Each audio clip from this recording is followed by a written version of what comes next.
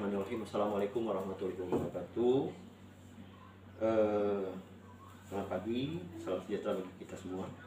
Hari ini saya akan menjelaskan terkait bagaimana prosedur daripada pembebasan jalan nafas pada pasien. Tindakan ini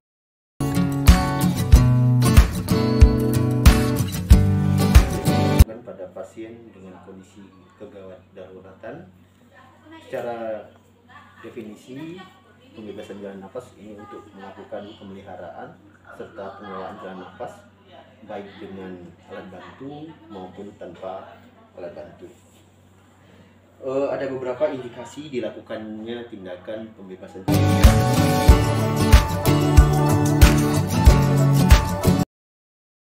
Yang pertama, ini dilakukan pada pasien dengan kondisi setengah sadar namun tetap memiliki pernapasan secara spontan. Kemudian indikasinya juga bisa dilakukan pada pasien dengan kondisi tidak sadarkan diri. Kemudian tujuan daripada tindakan ini juga untuk melindungi pemasangan atau selang endotrakreal sehingga terhindar daripada gigitan pasien. Kemudian nantinya mampu memfasilitasi pasien untuk tindakan section dengan tujuan untuk melakukan pembebasan jalan nafas. Ada beberapa kontraindikasi daripada tindakan ini. Yang pertama adalah untuk OPA ya, oropharyngeal airway. Ini tidak dapat dilakukan pada pasien dengan kondisi sadar karena dia mampu atau dapat menyebabkan munculnya refleks mengental. Sedangkan untuk pemasangan NPA ya, nasopharyngeal airway, ini diharapkan dihindari pemasangannya pada pasien-pasien dengan kondisi fraktur basic reni, yang mana pasien dengan kondisi fraktur basic reni ini biasanya ditandai oleh munculnya perdarahan pada bagian hidung dan juga telinga, kemudian adanya mata panda, trachoneus, dan adanya Betelgeuse. Nah, itu yang harus dihindari untuk pemasangan NPA, nasopharyngeal airway. Tujuan daripada tindakan ini adalah harapannya mampu mengenali dan juga membebaskan jalan nafas, kemudian mampu memelihara jalan nafas tetap baik ya, tanpa alat bantu, serta mampu mengelola jalan nafas dengan menggunakan alat bantu. Itu adalah tujuan daripada tindakan ini. Nah, adapun peralatan yang harus kita persiapkan untuk pembebasan jalan nafas, yang pertama adalah section ya, beserta selangnya. Biasanya selangnya ada dua, ada rigid dan juga ada soft tip ya. Ini tergantung menggunakan yang mana. Biasanya soft tip digunakan untuk menghisap cairan seperti lendir ataupun darah, sedangkan rigid itu biasanya digunakan untuk dia bentuknya hampir padat seperti sisa makanan yang menghambat daripada pembebasan jalan nafas itu sendiri. Kemudian selanjutnya adalah handscoon. Ini gunanya adalah untuk perlindungan daripada si penolong ya. Kemudian masker juga sama. Kemudian oropharyngeal airway ya. Kemudian mestinya ada NPA, nasopharyngeal airway. Itu adalah peralatan yang harus dipersiapkan. Langkah selanjutnya adalah seperti biasa kita ucapkan salam kepada pasien ya, meskipun keadaannya sadar ataupun tidak sadar. Selamat pagi Bapak, saya perawat Andri. Pagi ini kami akan memberikan pertolongan atau bantuan, yaitu pembebasan jalan nafas pada sistem pernapasan Bapak. Selanjutnya adalah tujuan daripada tindakan ini adalah untuk membantu membebaskan jalan nafas dari pernapasan Bapak. Kemudian untuk memelihara jalan nafas Bapak tetap baik ya. Itu adalah tujuan daripada tindakan ini. Selanjutnya jangan lupa kita ciptakan lingkungan yang aman dan nyaman, jaga privasi klien. Kemudian kita dekatkan peralatan. Sebelumnya Anda cuci tangan dahulu, kemudian gunakan handscoon. Nah, langkah selanjutnya adalah lakukan tahapan loop listen feel. Nah, jadi loop listen feel itu bisa Anda lakukan dengan sekaligus tindakannya. Jadi Anda dengarkan ya, Anda lihat dan Anda rasakan. Nah, apa saja yang harus Anda lihat di sini? Yang kita lihat adalah bagaimana kondisi pasien. Apakah pasien ini mengalami kondisi kegelisahan? Kondisi kegelisahan ini biasanya mengindikasikan adanya keadaan hipoksia. Atau kalau pasien-pasien dengan trauma kavitis, itu juga bisa menyebabkan pasien menjadi gelisah yang disebabkan oleh biasanya hipoksia. Kemudian adanya nyeri yang membuat pasien itu sendiri tidak nyaman. Nah, itu yang kita lihat. Kemudian setelah kita lihat, kita dengarkan. Apa yang didengarkan? Yang didengarkan di sini adalah bagaimana bunyi napas pasien atau suara napas pasien. Nah, suara napas itu pertama ada gargling. Nah, gargling ini adalah salah satu bentuk tanda bahwasannya jalan nafasnya ada cairan, ya. Ada cairan baik itu berupa lendir, ya, sputum maupun darah. Nah, itu adalah bisa bunyi napasnya adalah gargling. Yang kedua adalah bunyi napasnya adalah snoring. Nah, snoring ini adalah jatuhnya pangkal lidah, ya, ke belakang, sehingga dia menutupi sistem pernapasan pasien. Itu adalah snoring. Yang satu lagi adalah suara napas stridor seperti mendesis. Ini adalah salah satu bentuk adanya gangguan karena adanya edem, ya, pada bagian faring dan juga laring. Adanya sumbatan pada bagian laring dan juga faring. Ini disebabkan oleh misalnya adanya luka bakar. Nah, ini akan terdengar suara stridor. Itu adalah suara yang kita dengarkan. Kemudian apa yang kita rasakan? Yang kita rasakan adalah bagaimana ekspirasi atau keluarnya pernapasan, apakah kuat atau tidak. Itu yang harus kita perhatikan di tahapan ini. Nah, selanjutnya adalah kita melakukan pembebasan jalan napas dahulu. Nah, pembebasan jalan napas pertama adalah ketika Anda mendengar suara gargling, ya, ada seperti cairan atau adanya sumbatan baik darah ataupun lendir, Anda bisa melakukan tindakan suction, ya.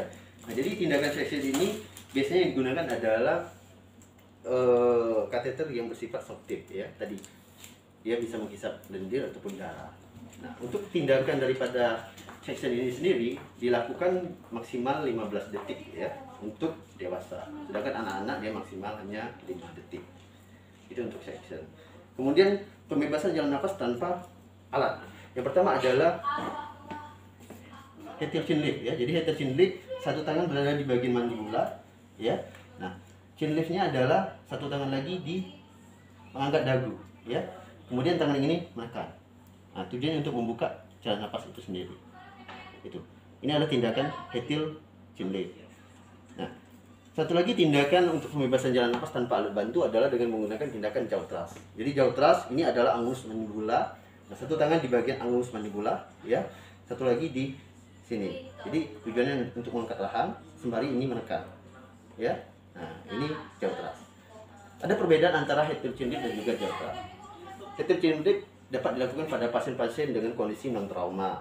Tapi ketika Anda menemukan pasien-pasien dengan kondisi trauma, ya, disarankan hanya untuk melakukan tindakan jaw thrust, ya. Nah, apa yang trauma itu? Seperti fraktur servikal, ya. Jadi sembari tujuannya untuk mengontrol servikal supaya tidak ada pergerakan, ya. Nah, trauma atau fraktur servikal itu biasanya ditandai oleh yang pertama adanya jejas, ya, dari bagian klavikula ke kranial. Kemudian ada tanda biomekanika mendukung. Kemudian trauma kavitis disertai oleh adanya penurunan kesadaran. Itu adalah tanda-tanda pasien mengalami kondisi fraktur servikal. Nah, itu sehingga tindakannya yang dianjurkan hanya tindakan jaw thrust. Oke. Selanjutnya pembebasan jalan nafas tanpa alat juga adalah kalau misalnya ada benda padat, ya, atau ada sumbatan yang sifatnya besar, ya, atau padat, itu bisa dilakukan dengan menggunakan sapuan jari. Nah, jadi Anda sembari melakukan tindakan bisa heter chin lift atau jaw thrust, tinggal Anda lihat saja, kemudian Anda ambil dengan menggunakan jari tengah dan jari telunjuk, ya. Anda angkat, Anda keluarkan, ya. Tapi kalau dia mengalami kondisi trauma, sebaiknya lakukan lock roll, artinya miringkan semua badan, jangan hanya kepalanya saja, karena akan memperburuk daripada kondisi pasien itu sendiri. Oke. Itu tadi sudah ada heter chin lift, ya, ada jaw thrust. Nah, ini semua adalah untuk membebaskan jalan nafas yang sifatnya adalah parsial. Apa itu parsial? Parsial ini karena tadi adanya sumbatan, ada sisa-sisa makanan, itu adalah yang bersifat parsial. Sedangkan ada juga sumbatan jalan nafas yang bersifat total, yang menutup secara keseluruhan. Ini biasanya misalnya Anda tertelan misalnya benda padat sehingga dia menutup jalan nafas, ya. Itu adalah sumbatan yang bersifat total, ya. ada juga yang parsial. Jadi ini lebih ke parsial. Oke, sekarang dengan menggunakan alat bantu apa saja? Yang pertama adalah OPA, ya. OPA adalah orofaringeal airway. Nah, bentuknya adalah seperti ini, ya. Dia macam-macam ukurannya, ada untuk dewasa, ada untuk anak-anak. Nah, tapi yang paling penting adalah cara mengukur. Bagaimana ketepatan daripada alat ini adalah mulai dari ujung daun telinga Anda ukur sampai ke tepi mulut. Ini adalah ukuran yang paling tepat. Artinya kalau pas, oh ini ukuran opanya. Nah, kemudian bagaimana teknik pemasangannya? Ya, teknik pemasangannya Anda masukkan secara terbalik opanya, ya. Oke, sembari Anda lakukan tindakan jauh teras tadi, Anda masukkan secara terbalik. Ketika sudah masuk 2/3 atau sudah menyentuh palatum mol, Anda lakukan rotasi sebanyak 180 derajat. Oke. Sudah, tinggal Anda masukkan saja. Oke. Nah, ini sudah terpasang daripada orofaringeal airway. Untuk pelepasannya Anda tinggal cabut saja, ya, sambil melakukan tindakan jauh teras. Oke. Ini apa? Satu lagi ada sebenarnya adalah tindakan pemasangan NPA. Nah, tadi kalau OPA dilakukan pada pasien dengan kondisi tidak sadar, ya. Artinya OPA dilakukan hanya pada pasien yang tidak sadar. Karena ketika Anda lakukan pemasangannya pada pasien yang sadar, ini akan memicu terjadinya tadi refleks muntah, ya. Nah, kalau pasien sadar, tindakan yang bisa dilakukan dengan menggunakan alat bantu adalah nasopharyngeal airway, NPA. Biasanya mohon maaf ya, kita belum menyediakan peralatannya. NPA itu adalah alat yang seperti selang, ya. Nanti masuknya melalui nasal, melalui lubang hidung. Cara mengukurnya sama, tapi dia dari daun telinga ke tepi hidung. Nah, nanti Anda masukkan, tinggal Anda pilih mana yang paling kuat antara lubang hidung kiri atau kanan hembusannya. Itu yang paling kuat yang Anda masukkan. Ya, itu kira-kira gambaran untuk NPA. Satu lagi, pembebasan jalan nafas dengan menggunakan alat bantu adalah dengan menggunakan ETT, ya, endotracheal tube atau intubasi yang masuk melalui dari rongga mulut, ya. Nah, tujuannya ini dilakukan ketika adanya indikasi pasien mengalami kondisi apnea, adanya perburukan, adanya luka bakar yang menyebabkan inhalasi pada bagian edema, sehingga perlu dilakukan tindakan-tindakan pemasangan ETT atau terdengar suara stridor. Itu biasanya dilakukan tindakan pemasangan ETT. Oke, itu adalah beberapa tindakan yang dilakukan untuk pembebasan jalan nafas baik dengan menggunakan alat bantu maupun tanpa alat bantu. Selanjutnya jangan lupa Anda rapikan peralatan, ya. Anda rapikan pasien, kemudian Anda buka handscoon, ya. Cuci tangan. Selanjutnya Anda dokumentasikan apa saja yang sudah dilakukan hari ini dan rencana tindakan apa lagi yang akan dilakukan selanjutnya.